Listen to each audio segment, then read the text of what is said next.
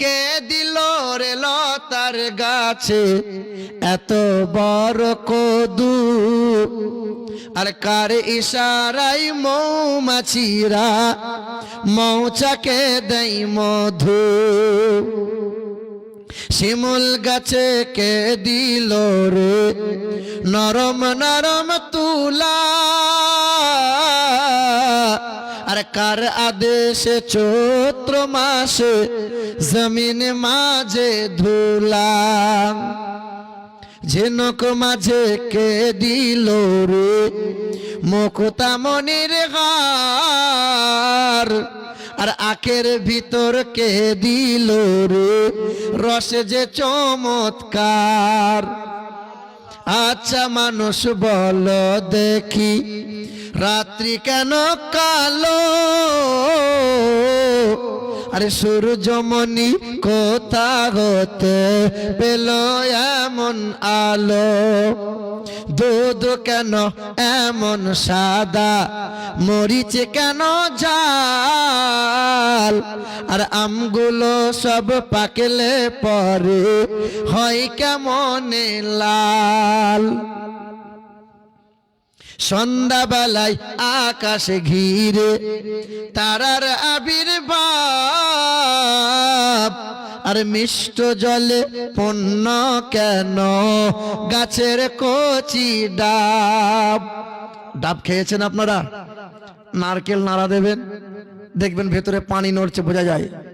আচ্ছা, ডাবটা যখন কাটবেন, কাটতে কাটতে কাটতে কাটতে নরম হয়েছে, যে একটু টিপবেন পিচক করে দেখবেন পানি বেরিয়ে যায়, যায় কি যায় না?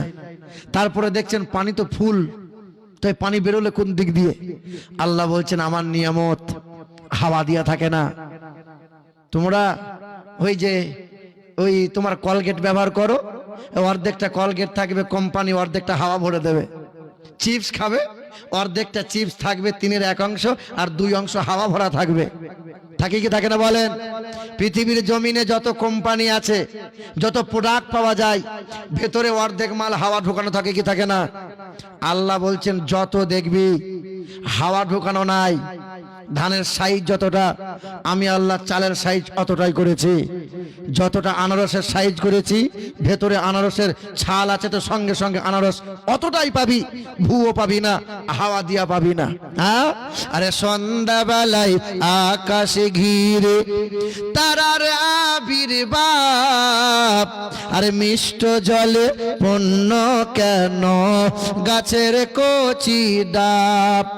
চিনি কেন মিষ্টি এত, তেঁতুল কেন টক, আরে কোকিল কেন কালো এত, ফর্সা কেন বক।